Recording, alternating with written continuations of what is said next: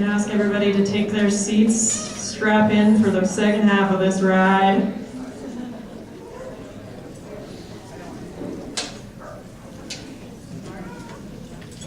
So what did everybody think about the first half and all the gentlemen's talents? Very, very talented young men. I was impressed. That's more magic than I've watched in the last 6 years combined, so Yeah, a lot of magic. a lot of magic. Popular talent, apparently. Okay, so we're gonna have the gentleman coming out with a formal wear here momentarily. And so I think it's probably a great time to check in with our sponsors. I think so, yeah, absolutely. Would be good. Yeah. Okay, oh, you know what, our next sponsor, and I do apologize, this one can be a little bit uncomfortable. Preparation H is the sponsor. Of course it's for your friend, or for under your eyes, or for stretch marks, or just in case, or never mind. I like the never mind one. Let's see, what else do we have? Oh, all right. Well, we have Ditropan, the next best thing to Kegels. Spokesperson, Doug Ellington. You know, if you were to Google Kegels, and Doug gave me this advice, it wouldn't take long to get off track. I'm sure that's true. He's a sound mentor. Yeah. Strong mentorship from him. Let's see. Oh, how about, I love to check in with this one. It's an oldie but a goodie. High-dose citalopram. When you're so depressed you don't care if your heart stops. No? No, too much. That might have been too much. Too far. Okay. Too far. Okay, we'll cross that one off. Let's see. Well, let's see. We have. Oh, all right. This one. Ever wanted the sensation of an STD without that hassle of the infection? Try Trojan Fire and Ice condoms.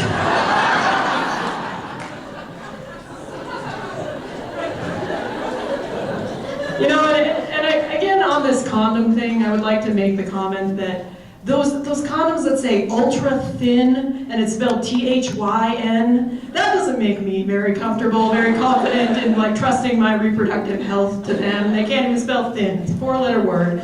You know, I would feel much better if it said like bulletproof or the sperminator or something on there. That would make me a lot more confident, and if it was all spelled properly, that would be a bonus too. So That's not an unfair statement. I think so. I think so. Yeah.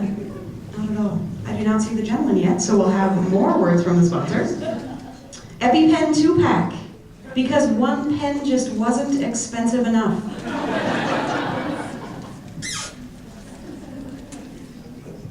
Well, then there's the ladies. Okay. That's Excellent. Let's bring them down. Okay, so now we're going to begin the formal wear competition. The contestants will compete in the same order that they did in the casual wear competition. We're going to be starting with Mark. Wow. Mark. I must have a fictional boyfriend named Mike or Michael. All right, here it comes. Mark Rashkow.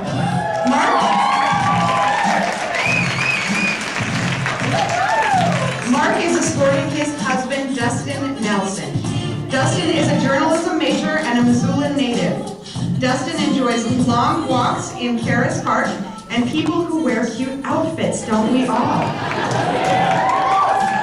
His newest obsession is smoothies made of bananas, kale, and algae. When not on Pinterest, Dustin can be found stalking celebrities via Twitter and writing his fashion blog on polyvore.com. He is currently reading Diane Keaton's autobiography and the dictionary. Outstanding. Outstanding. Next up, we have Clark. With Clark, we have Clark Vowell with his escort, Casey Lauber. I'm sorry. Clark Vowell, a second-year Skaggs pharmacy student. Clark and Casey met through Kappa Psi Pharmaceutical Fraternity, where Casey was Clark's big brother. Fellow Mr. Pharmacy contestant Mark Rashkow was Casey's big brother, representing 3 generations of Kappa Psi brothers in tonight's competition. The trio is commonly referred to as the first family in the pharmacy school. Apart from being a big/little powerhouse, Casey and Clark are huge Harry Potter fanatics and have read the complete series for a combined total of over 15 times. Both of them have lived in Billings, Montana, and they are both heavily involved with pharmacy-related programs outside of the classroom. Give it up for Casey and Clark. They make a lovely couple, they really do. Next up, we have Mr. Andrew Schulke.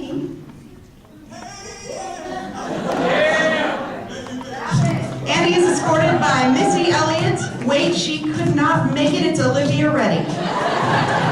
Cue the release of the doves. Actually, just imagine the doves, because doves are incredibly expensive and difficult to train. Better yet, imagine Pegasus. Pegasi, multiple Pegasuses. Andrew Aaron Schulke and his escort Olivia something Reddy, interesting middle name, are something of a fairy tale. He was trapped in his room and didn't know if he'd ever escape his doom, and she saved him by reminding him that his door was a push, not a pull. Since they've been on many adventures, including traveling from room 114 to room 117, and standing next to each other in line at the one coffee shop. It's been a wild journey for these two. J.R.R. Tolkien would have written at least 1 to 1.5 pages about their whimsical voyages, but instead he decided to focus his time on the critically acclaimed Lord of the Rings series. What a fool. Instead, Stephanie Meyer of the critically acclaimed Twilight novels wrote their story, changing their names to Girl in Chemistry number 2 and Background Vampire at the Trial number 7, respectively. It was each of their greatest accomplishments. Very impressive, you two. Very, very impressive. All right, next, let's give it up for Riley Grubbs and his escort, Shay Fanning. Watch Riley Grubbs as he escorts Shay Fanning onto the floor. Shay is a P1 from Helena who enjoys running, long walks on the beach, and sketching floor quinolones on her easel atop her patio. A big fan of football, Shay enjoyed watching the hunky guys at practice, dreaming one would sweep her off her feet. One day, after practice, her patients grew tired and she decided to chat up the towel boy. This classic Prince Charming wooed her over with his yellow belt level karate moves, knowledge of prime numbers, and John Mayer impersonations. Look out. After Riley performed a full 6 push-ups, Shay finally decided that dreams really could come true. As you can see, their outfits are much better than yours. I mean, seriously, do you look like James Bond and Natalie Portman right now? After Mr. Pharmacy ends, they plan to watch the entire Lord of the Rings trilogy.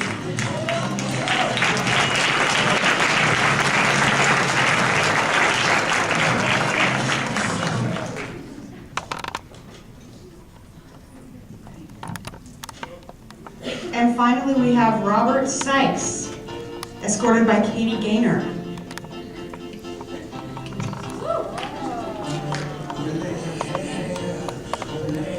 Robert Sykes is escorting Ms. Katie Gaynor, a fellow second-year pharmacy student. Katie's hobbies include getting beat by Robert at pool, dyeing her hair a different color each week, and getting hit on by guys at Walmart. She says she accidentally got a whiff of Robert's armpits once, and she was surprised at how good they smelled. Although both she and Robert found their formal clothes at a discount rack at Herberger's, they sure do look good. Outstanding.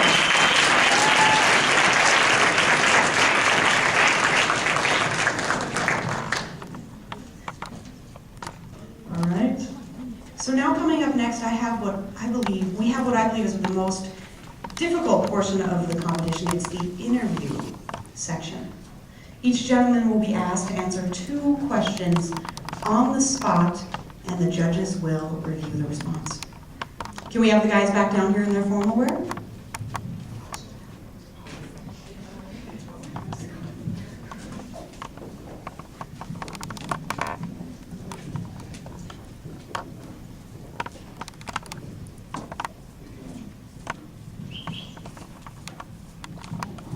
All right.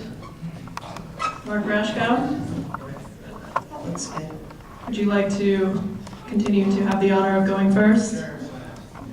Okay, please draw a question out of the bin here. You can have either Haley or I ask it of you, but you have to go to the opposite person next time. So you will eventually have to be harassed by both of us.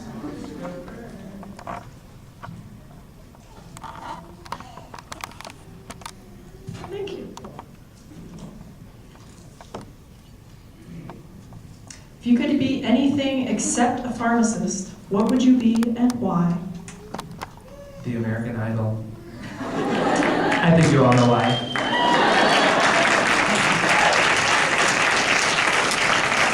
Short, sweet, to the point. Well said, sir. Well said. Outstanding. We'll have you go to the end of the line. You can answer one question at a time. We won't double grill you here. Mr. Scholke, would you like to come up?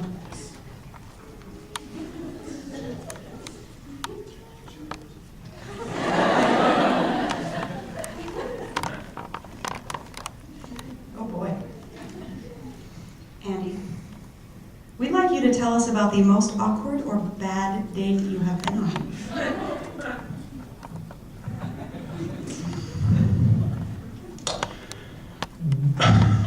Well, you know, the thing is, sorry, that was really loud. The thing is that I don't go on awkward dates. If I am on an awkward date, I'll just leave halfway through, and I won't talk to them ever again, just to avoid the embarrassment further. So I have done that about 10 or 12 times in the last month. It is very hard to get to know me. Let me just say that. Yes, thank you.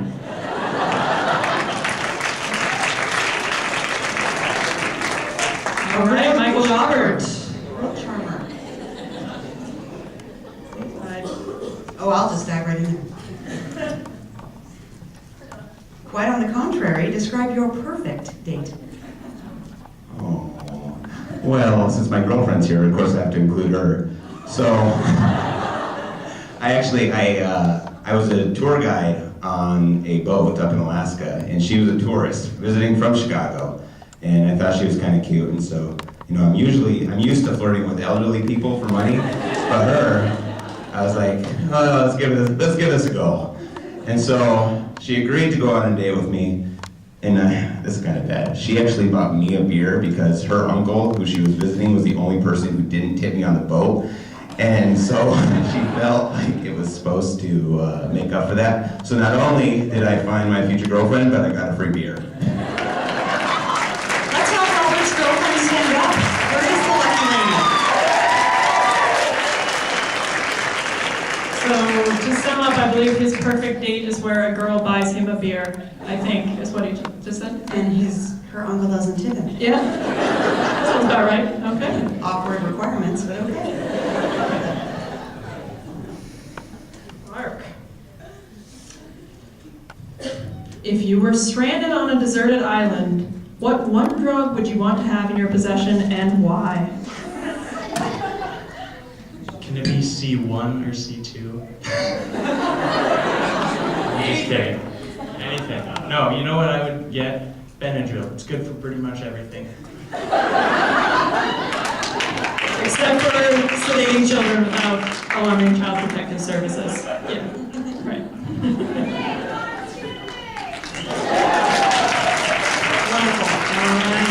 Riley.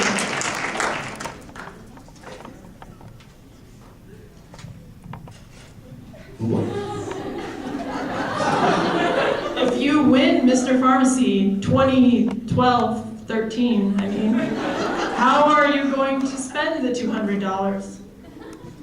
Well, I think we have to have a short talk about world peace. I thought the closest person to get into world peace was our President Clinton. You can praise Boo. But he was walking. He was walking on a beach and he came across a lantern. And there was a genie inside it, and he was carrying a map, looking all concerned. And the genie pops out. He's like, "What can I do for you, Clinton?" He's like, "I just want you." And he hands him the picture. "To make the world a friendlier place. I just want everybody to get along." And the genie goes, "Oh, Bill. Bill. I'm a genie, but I can't do like everything." My genie council would be peeved. And so Bill pulls out, he's like, "Bill, I can do anything else for you." So he pulls out a picture of his wife and just like looking at it for a second and gives it to the genie. He's like, "Well, I just want to make her look young again and make her look like the beauty she used to be, the most beautiful girl in the world." And the genie looks at it and, "Let me see that map again, Bill." So, if I win Mr. Pharmacy, that money is going towards the children, because I will make sure that Hillary Clinton is just a little more friendly towards the children when she's in the media. That's all. Admirable goal. Admirable goal. All in all, a well-formed result. Good response. Mark, question number 2.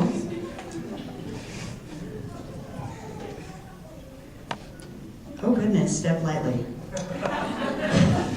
What famous person would you like to counsel on healthy lifestyle changes, and what would you say to them? I would say this is the same question I got last year. It may well be there are some repeats. Oh.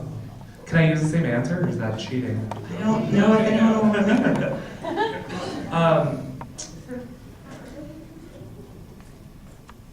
I would counsel Lindsay Lohan. I know that she's going to rehab right now, so props, girl. But, yeah. Stay away from the nose candy, darling.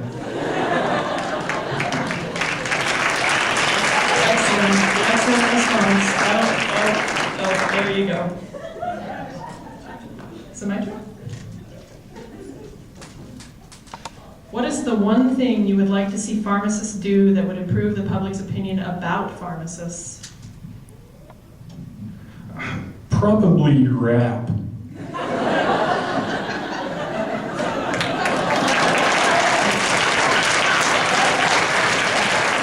Thank you, Andy, for improving everybody's opinion of pharmacists.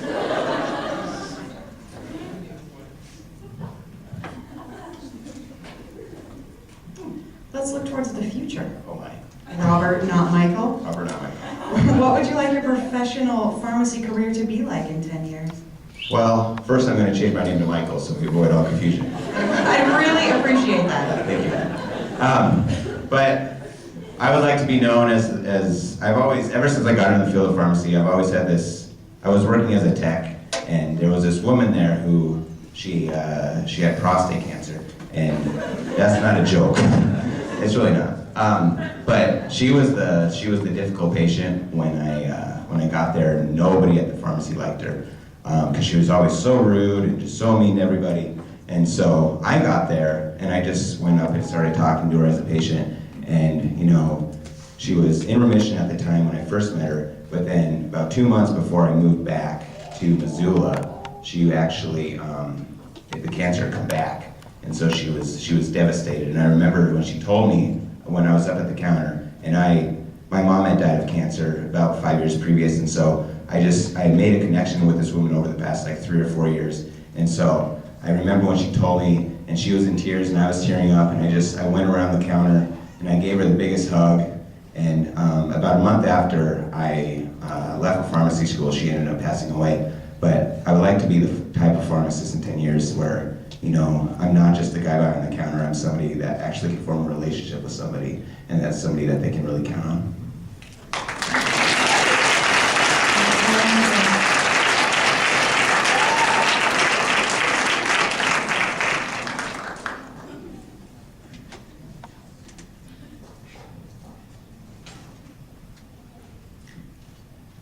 He looks nervous. What benefits do patients get from talking to a pharmacist, in your opinion? You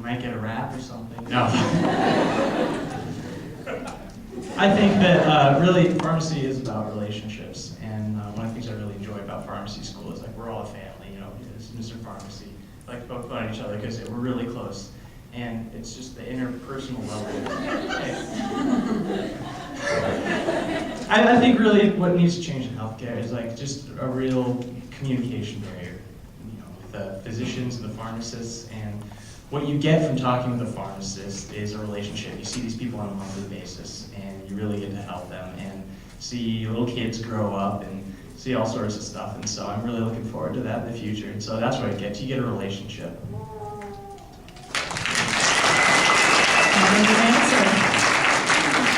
All right, last up, Riley. Let's see if I can, I don't, or did,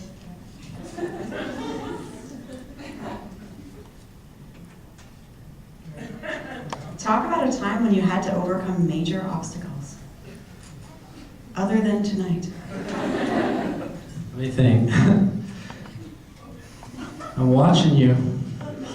Talk about a time I had to overcome major obstacles. Well, let me think for a second. I gotta think the right thing. There's, I don't know, there's definitely plenty of obstacles in my life. I guess, I don't know, just getting in. I was coming as like a computer science major, and I don't know, I was programming a lot of just ridiculous stuff, and I just really didn't feel like I was applying myself very well. So then I got into like the study of pharmacy and stuff, and it was just getting in, getting all those classes and stuff was definitely a major obstacle. And I don't know, I did apply for the physical therapy program, I thought, but once I got a letter saying that I was accepted into the pharmacy, I was just like, okay. Turned out well.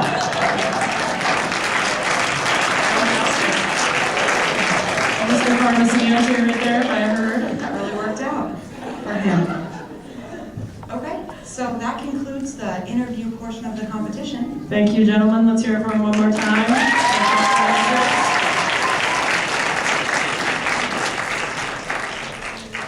Good job, guys. Well, now's where the rubber meets the road, people. It's time to cast your votes. And we want to make sure that everybody knows, those of you that are helping to tally the votes and volunteer to help tally the votes, go ahead and go to the edge of the aisles. Everyone send your ballots to the edge, whichever side you're on, and then take those ballots over to the SCAG's lobby to count them if you are one that's volunteered to tally the votes. Everyone else stay seated.